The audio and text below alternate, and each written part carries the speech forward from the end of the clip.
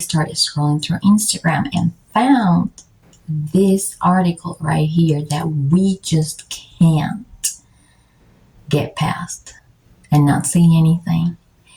This is proof right here that Gypsy Rose Blanchard is not the hero that a lot portray to be.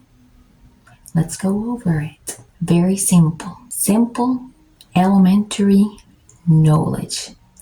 This is the type of coverage that we want to see more so that people can start waking up and seeing. Yes, it's super early. Okay. Little girl allegedly flees home with handcuff on arm, claiming she had been abused. Grandmother arrested. Laura, Southworth, 54, is facing charges of child neglect and unlawful restraint, according to a criminal complaint obtained by People. Remember that story? That she was handcuffed and oh, poor Gypsy just couldn't escape a life of tragic abuse? Yes, because remember that there was no medical abuse. Exactly. She had to go through those medical procedures because of her chromosome deletion. And if you don't believe me, check out the link in the description below.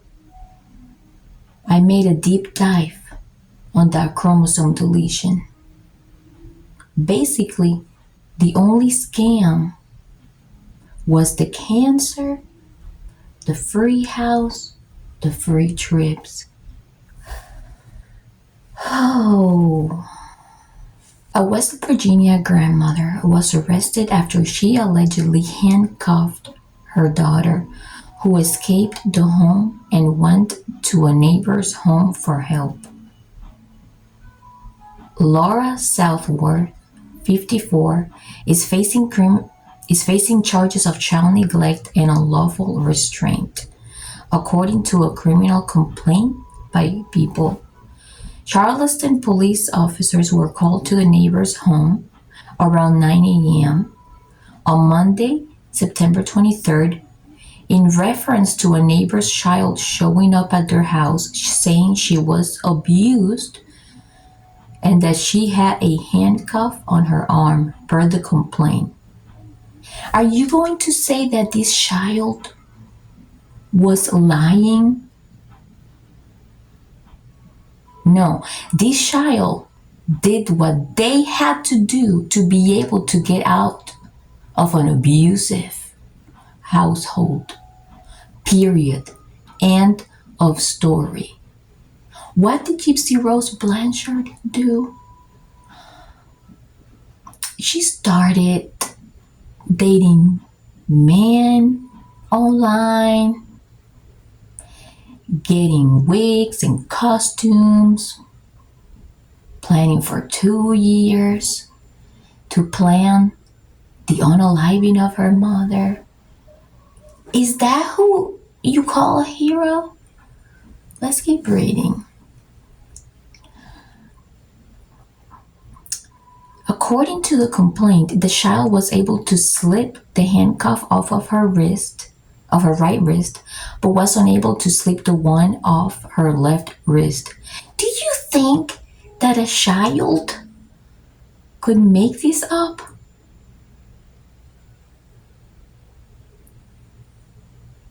Southworth allegedly admitted to handcuffing the child the previous evening for allegedly stealing food and trying to leave the house without permission.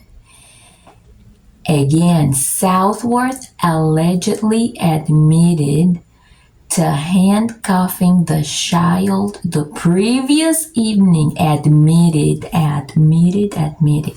Again, Southworth allegedly admitted to handcuffing the child the previous evening for allegedly stealing food and trying to leave the house without permission, per the complaint.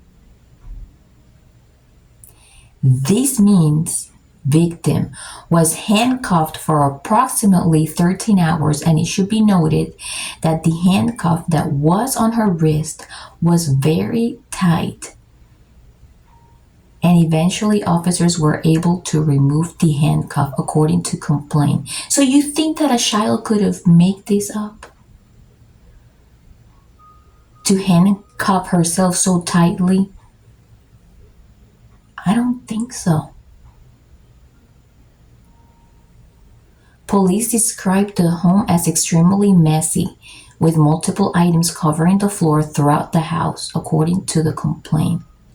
A preliminary hearing for Southworth is scheduled for October 2nd. She has yet to enter a plea. Her attorney could not be reached for comment. If you suspect child abuse, call the Child Help National Child Abuse Hotline at 1-800-4A-CHILD or 1-800-422-4453, or go to www.childhelp.org. All calls are toll-free and confidential. The hotline is available 24/7 in more than 170 languages. These are our national heroes. Yes, those children that actually go to a neighbor's house. Courageous, wonderful children go to the neighbor's house, report what is happening. Those are the real heroes. And I dedicate this video to you today. Thank you for doing that. You deserve the world.